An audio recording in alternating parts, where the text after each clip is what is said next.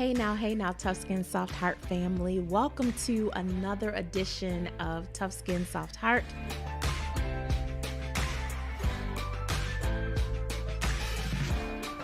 Hey now, Tough Skin Soft Heart family. I am so grateful that we are gathering.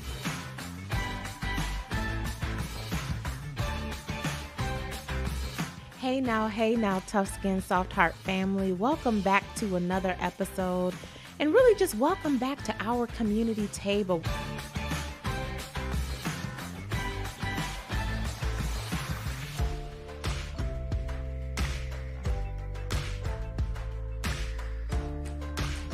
Hey now, Tough Skin Soft Heart family. Welcome to another edition of the Tough Skin Soft Heart podcast. This is our sacred space of 15 minutes, 15 minutes or less of inspiration and strategy designed to uplift and undergird and to support your wellness with the same intensity that you undergird and uplift so many as the hope dealer you are, as the difference maker you are, as the change agent you are. I just have to remind you of who you are in case you've navigated some situations or circumstances or conundrums this week that have caused you to question. Don't you doubt one moment that when you lead, people flourish. But we also understand that when we rest, the world gets our best. And so this podcast is all about helping difference makers and change agents, folks that lead, love, and serve in transformational ways in their homes and in their marketplaces and in their community. This is about us understanding that our ability to do that well is optimized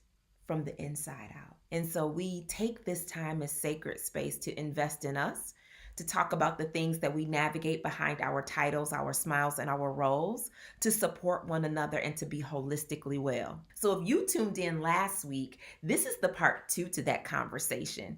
Last week, we talked about the mind of a finisher, and we talked about the fact that our holistic wellness matters emotionally, mentally, physically, spiritually, financially, relationally, right? It all goes together. It's all critically important to our holistic well-being. We are a system. We operate as a system. And when one of those areas is out of whack or out of alignment, it has a ripple effect on the others. And so for the past year, I've been meditating a lot about the mind of a finisher in my quiet time, my prayer time, in the books that I've been reading, in my workout classes.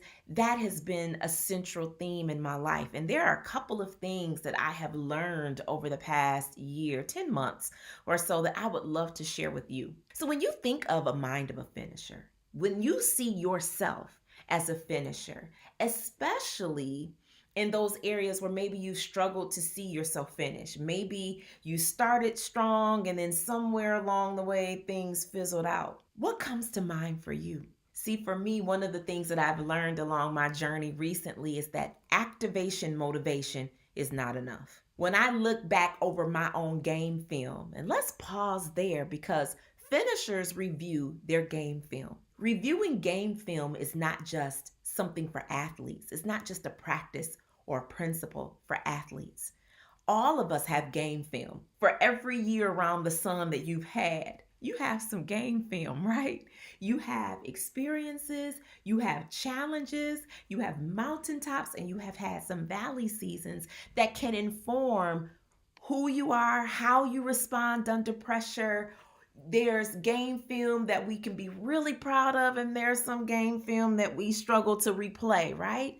But it's all important for our learning. It's why I am such a fan. I love the quote by Nelson Mandela where he said, "I'm either winning or I'm learning."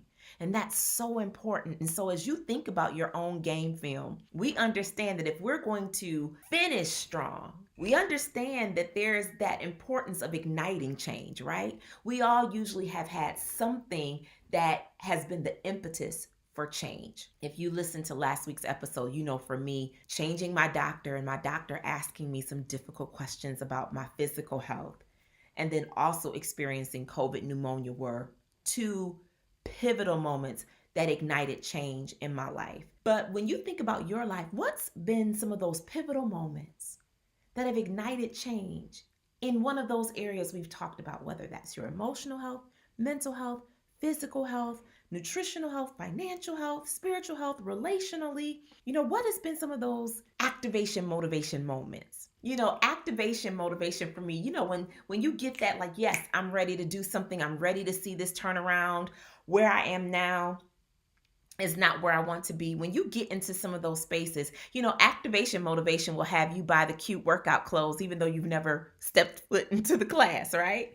Activation motivation will have you, register your LLC or go back to school or, disconnect from a relationship that's no longer serving you well. Activation motivation is critical. But if we review our game film, right, we all have had a moment where we realize that activation motivation is not enough, right?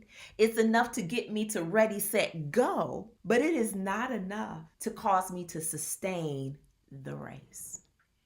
And so for me, journaling has been a really important practice in cultivating within myself the mind of a finisher, because I've needed to ask myself, and I'm going to ask you this question. Are you ready? What are your potholes? When you get into ready, set, go mode to pursue change, to be stronger, better, wiser, to invest in yourself, whatever that goal or aspiration or ambition or wellness component is for your life, what gets in the way? What trips you up? What slows you down? What has caused you to quit? What has caused you to put the furniture back into a space of stasis or comfort when you were embracing growth and the discomfort that comes with growth? Meditate on that a minute. For me, one of the things that I have learned in this journey of studying about being in a space, keeping and cultivating within myself the mind of a finisher, and I'll share more throughout this season of the podcast.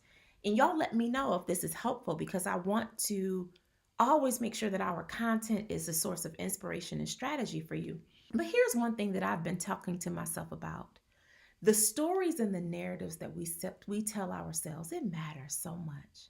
When I went to, if you listened to last week, and I have to reference last week because that was the part one. So there are some connectors between last week's episode and this week's episode. When I first walked into this 2-hour workout, y'all, I wasn't sure.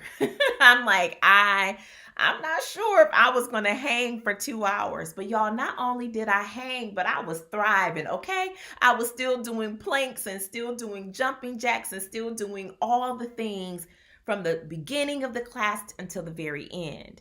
And when I got home and I started to meditate, I said, okay, let's review the game film of today. What did you learn about yourself? Yes, I learned that I was stronger than I think. And yes, I saw that my stamina has exponentially increased.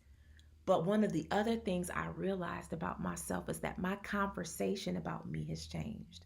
See, if you would have asked me a year ago, if you would have said, hey, Shannon, are you an athlete? I would have said, absolutely not. But the truth is, because in my mind, when you say athlete, I see pictures of people. I see like the Serena Williams of the world. I have these photos of who I think are athletes, and I didn't see myself as one. And maybe you struggle with that too. But if you have a body that you can move, you have athletic capacity and prowess. And so today in class, I was like, I'm an athlete. I take care of my temple. I take care of my body. I'm investing in my body. I move this body. This body is a gift, and this body is a gift that needs investment.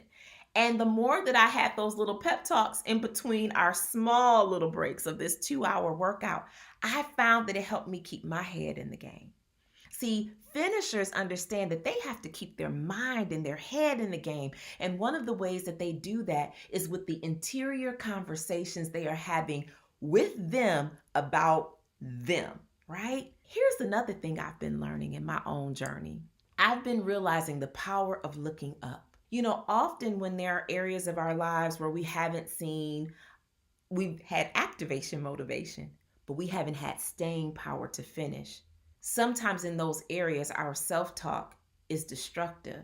Even if there's things that are true, it's truth with the tinge of despair. And so what I have learned in my own journey recently is the power of using my words to look up. I've been reminding myself that if I'm going to be a finisher, if we're going to be finishers, which we are, we have to look up. That this is the season not for looking around, right?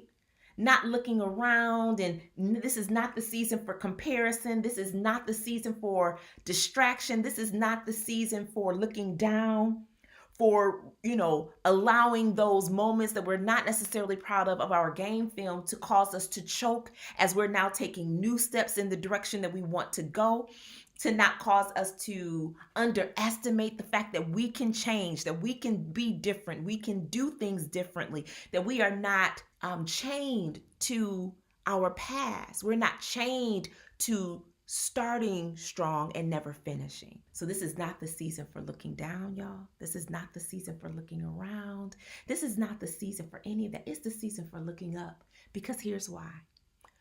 Whatever you look at gets your time, your energy, your focus, your investment, your resource, your emotional labor, your mental labor. So we need to look up. If it's not part of my forward trajectory, if it is not helping me to go from where I am to where I desire to be, laser focus. Finishers are laser focused. Finishers make sure that their conversation is in alignment with where they're going. It's not acknowledging where we've been, but it's recognizing that where I've been, what I have experienced, I use that as fuel. Even my mistakes, even my setbacks, I use that as fuel, because I'd rather start and stall than never start at all. All I'm saying, y'all, is it's time to cultivate within ourselves the mind of a finisher. I had a mentor tell it to me this way. My mentor said, Shan, you go to the next level head first. Woo! Is that good to y'all? Because every time I meditate on it, it's good to me. You go to the next level head first. Head first. And it's those interior conversations that you're having within you about you that's going to help fuel your consistency. I believe in us. We've been consistent in other areas. We've been doers in other areas. We've been focused in other areas. We're just turning that same tenacity, that same commitment, that same resolve, that same radical love, that same rebellious hope. Can we talk about that? Because we have rebellious hope about the causes that we believe in, about the people that we love and we ride hard for. Let's have that same rebellious hope about us.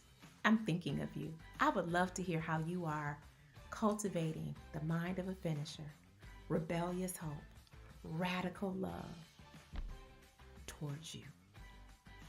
Until next time, y'all, mind of a finisher. We got this.